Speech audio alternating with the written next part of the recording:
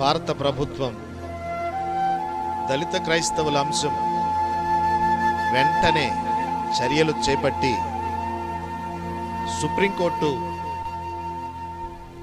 అనేక మారులు కేంద్ర ప్రభుత్వానికి దీని విషయంలో మీరు సమాధానం చెప్పాలి, దళిత క్రైస్తవులను ఎస్సీలుగా గుర్తించడం కొరకనే అనేక సందర్భాల్లో నోటీసులు ఇచ్చినా ప్రభుత్వం పట్టించుకోకుండా ఇప్పటికీ కూడా దీని మీద ఎక్కడా కూడా కదలికలు లేనట్టుగా అందరిలో ఈ భావన ఆవేదన కనిపించుటను బట్టి ఈ సమయంలో మీ ముందుకు కొన్ని జ్ఞాపకాలను మీకు చేయాలని దళిత క్రైస్తవులు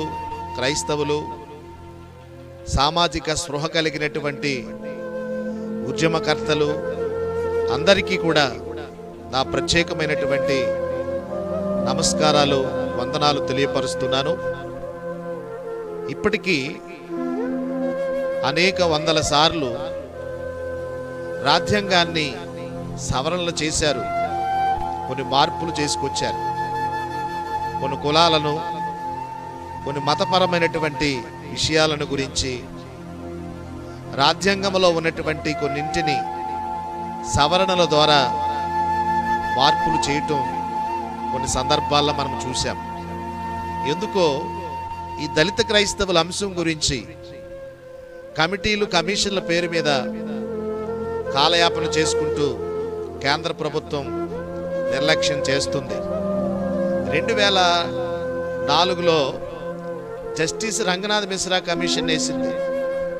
ఆ కమిషన్ వేసింది కానీ కమిషన్ ఇచ్చినటువంటి నివేదిక దళిత క్రైస్తవులు ఎస్సీలుగా గుర్తించటం న్యాయమని, కులం అనేది సామాజికమైనదని, మతం అనేది ఆధ్యాత్మికమైనదని, వారు క్రైస్తవ్యం స్వీకరించినంత మట్టుకి వారు అంటరానితనానికి గురవుతూనే ఉన్నారు, వారి వివక్షకు వారు గురవుతున్నారని, వారి సామాజిక స్థితిగతులు ఏమీ మారలేదని నివేదిక ఇచ్చినా కానీ ఆ నివేదిక అది ఏమైపోయిందో ఇప్పటికీ అర్థం కాని ప్రశ్న.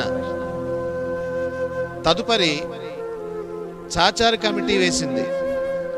కానీ ఆ కమిటీలు సహజంగా సుప్రీంకోర్టు ప్రశ్నించటం, కమిటీలు వేయటం, అలా తప్పించుకొనటం ఇలా జరిగిపోతుంది. రీసెంట్గా 2023లో మొన్న ఈ మధ్య కాలంలోనే జస్టిస్ బాలకృష్ణ కమిషన్ వేశారు.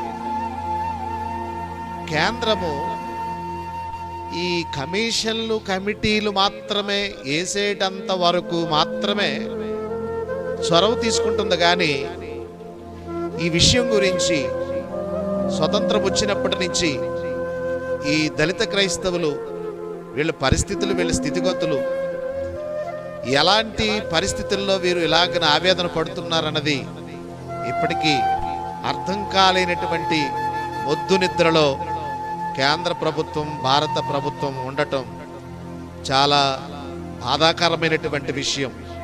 ఎందుకు ఈ మాటలు అందరికీ జ్ఞాపకం చేస్తున్నాను అంటే, ఈరోజు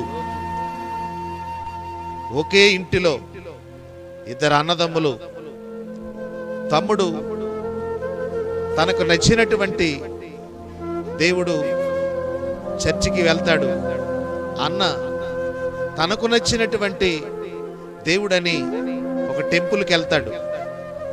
అతడేమో టెంపుల్కి వెళ్ళాడు, మరొక మతాన్ని స్వీకరించాడు, ఇతనొక మతాన్ని స్వీకరించాడు. ఇందులో ఎవరికి నచ్చింది వాళ్ళు స్వీకరించుకుంటున్నారు, తప్పేముంది? టెంపుల్కి వెళ్ళేవాడు టెంపుల్కి వెళ్తాడు, మసీదుకి వెళ్ళేవాడు మసీదుకి వెళ్తాడు, చర్చికి వెళ్ళేవాడు చర్చికి వెళ్తాడు. భారతదేశంలో మత స్వాతంత్రపు హక్కు ఉన్నది కాబట్టి మత స్వేచ్ఛ ఉంది. ఆ మత స్వేచ్ఛకు గౌరవముగా నచ్చిన దైవాన్ని ఆరాధించటానికి చర్చికి వెళ్ళినటువంటి ఈ షెడ్యూల్ క్యాస్ట్లో ఉన్న ఈ సహోదరుణ్ణి మీరు ఏ విధమైనటువంటి బెనిఫిట్స్ మీకు రావు, షెడ్యూల్ కులాలలో ఉన్న ఎస్సీ వాళ్ళకి వచ్చేటటువంటి రాయితీలన్నీ కోల్పోవలసిందేనని వివక్షత చూపించి నచ్చిన దేవుణ్ణి ఆరాధించటం నేరం కింద అతని యొక్క ఎస్సీ సర్టిఫికెట్ను తొలగించి వేసి బీసీసీలుగా మార్చివేయటం ఎంత నేరము అర్థం చేసుకుని ప్రజాప్రతినిధులారా, సామాజిక స్పృహ కలిగినటువంటి సంస్కరణ కర్తలారా, మనం జనం ప్రభంజనమై ఈ పోరాటంలో కలిసి రండి.